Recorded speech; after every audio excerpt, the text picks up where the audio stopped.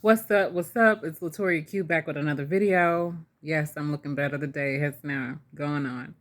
Um, but I wanted to do another video today about another reason why Black women should have their heads covered. I know this is a taboo conversation, but I'm going to have it anyway, right?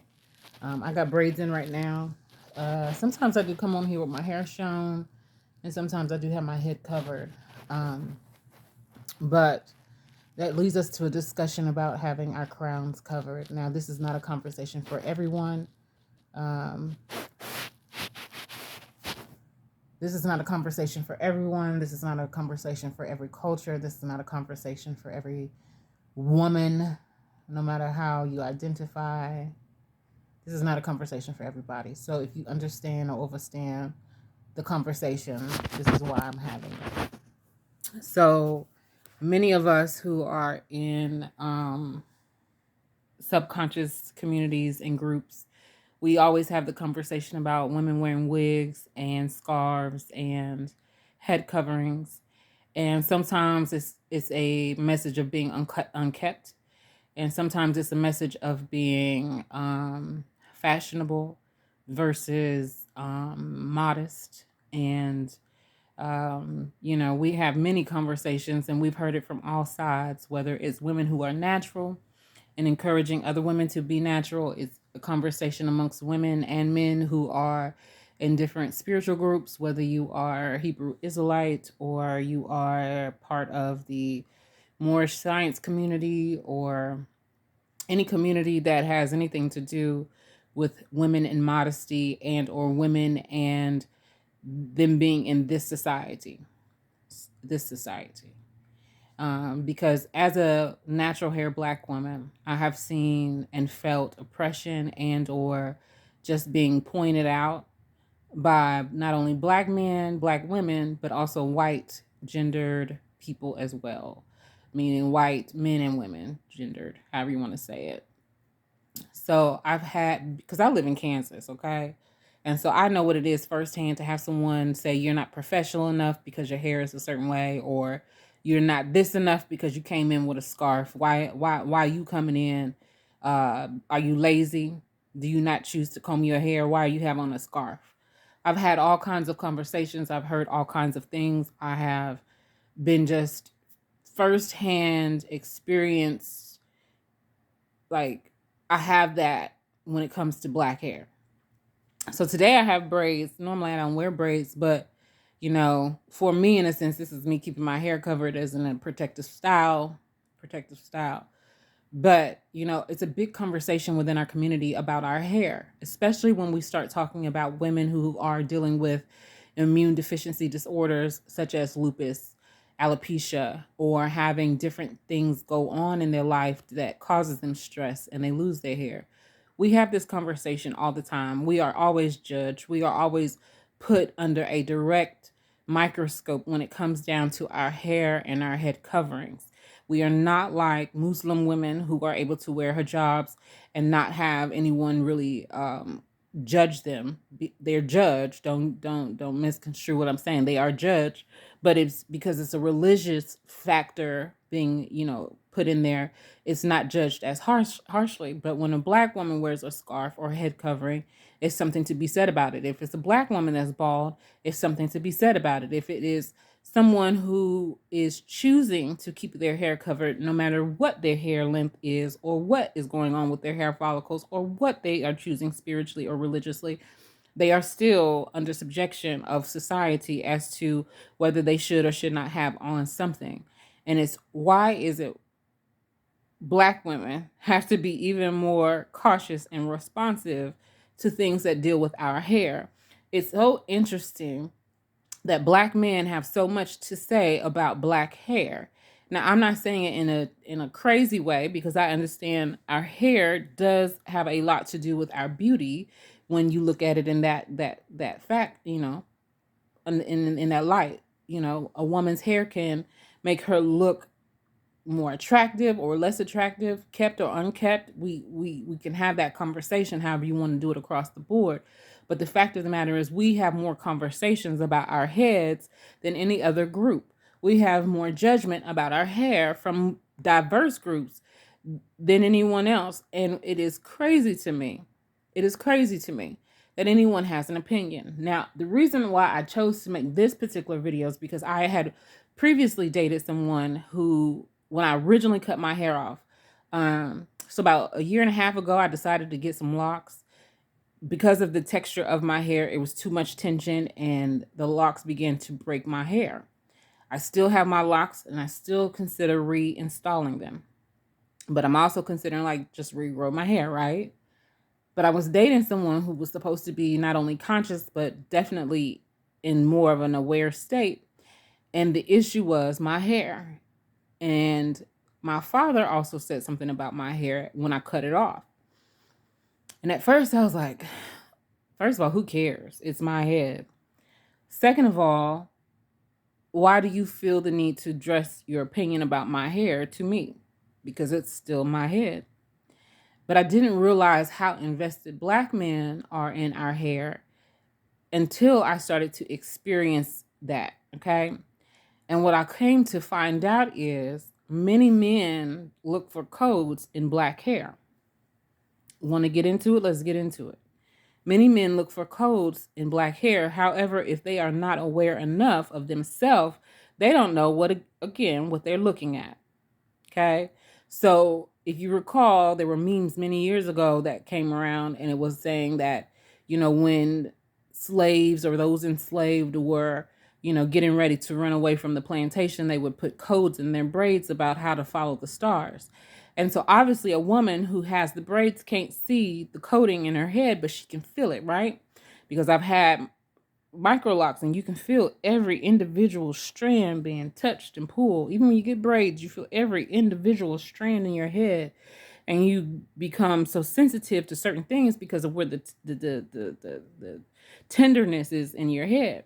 But the vantage point or the viewpoint is from whomever you're traveling with when they see the map, right? It's the same thing and the same principles now. It's just, again, different. Same thing, just a little different. And the difference is now that we are cutting our hair. Ain't nothing wrong with that. Again, I'm one of them ones that you can have long hair, short hair, that does not take away from your divine. But at the same time, I do understand the principle of it. Men look for our hair. Men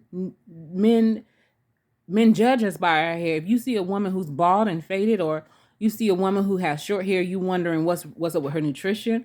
They wondering what's up with her mindset. Why is she doing that? They wondering, is she too masculine or is she feminine? They asking themselves all these questions without asking all these questions. It's just something that they analyzing real quick. You can see a woman in a real quick snapshot, and he's like, oh, her hair real and it's long. Oh, she must be better, or she must be taking care of herself in a way that someone else isn't. Oh, her hair is short. She ain't got no hair. She must be out here just as hard and as masculine as she could be. Her hair is just as short as a man.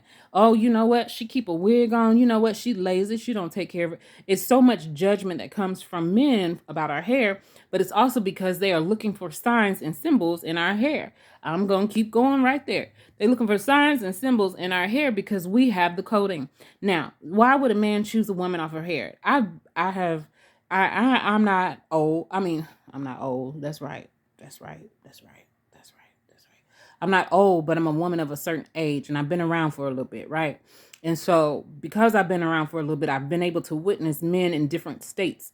I remember when my grandmother's hair started thinning, and she felt very self-conscious about it. And so to be a better representative for my grandfather, who was a pastor at the time, she wanted to keep her hair looking like it was done something to it. So she kept a wig on. My mother, she's also, one of those women who make sure she keeps her hair up to please her husband.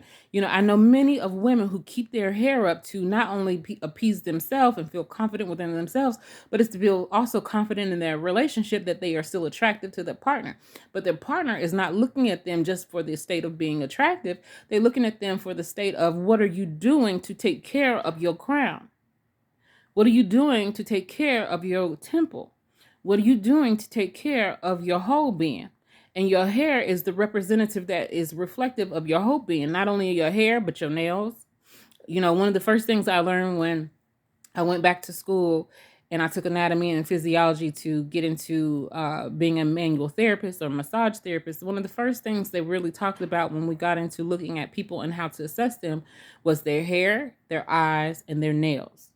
Those are the extensions of you that continually grow on a daily basis. Those are the things that continually are, changing or updated quickly. Your tongue, your eyes, your hair, your nails. You can look at someone's nail bed and start seeing what type of deficiencies they have, their hair, what type of deficiencies they have, their eyes, what type of immune changes they are having. It's important for a reason. And I'm having this video because I want to start the conversation of, how important is it to you to show or cover your crown? And do you think women, us women, should be covering our crowns? I cover my crown very often.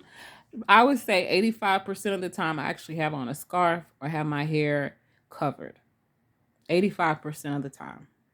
85% of the time you don't know what my hair is doing or what it looks like. 85% of the time I am not worried about what anybody will say about my hair. Why? Because I got on a scarf or some type of head wrap or hat. It just so happens I'm getting ready to go on vacation and I have my hair braided. But many of us keep our hair covered, whether it's a wig, a weave, a scarf. And it's so that we are not the butt of jokes and bullying, whether it's professional or personal. So tell me what you think.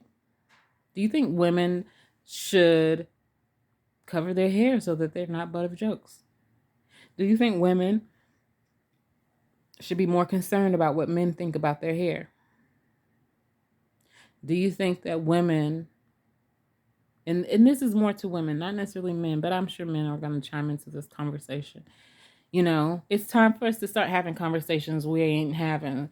Even the conversation of, there are many men and women who have these emotional behaviors and emotional outbursts, and they find themselves incarcerated. Now, Chris Rock finds himself, rich and not having to probably deal with lawsuits, civil suits, and things like that. But a regular person would have been in jail already. And there's plenty of people who have emotional outbursts, tearing other people's stuff up, going to hit other people, putting their hands on things it should not be on, whether it's other people's possessions, their children, their family. They even put their mouths on people. It's so many things people do to other people that, would find themselves in jail. But people are too nice. I'm gonna leave that alone. Anyway, y'all tell me what you think. Women deal with a lot, especially Black women. We deal with so much coming from somebody else's, perspective and opinions about what we should or shouldn't be doing with our stuff. But for real, like, I can do what I want to do. But I just wonder, like I said, I keep my head covered. So for the most part, I don't worry about what someone says about my hair. I don't care what you say about my scalp. I don't care. You know why? Because I do it for me. You think I'm thinking about you? Well, you think I'm thinking about somebody else when they got an opinion about my head? This is my head. Matter of fact, I watch it. But, when you do have a significant other, they are very, very sensitive about your scalp as well. And so I think that's why, not only was her feelings, probably very tender and sensitive and hurt, she felt a certain type of way. And I'm sure she pushed Will to say, go take care of that. Will ain't no thug, but he had to be that day. So tell me what you think. Should men have an opinion about women's hair? Tell me what you think. All right, I'll talk to y'all in the comments. Bye, babies.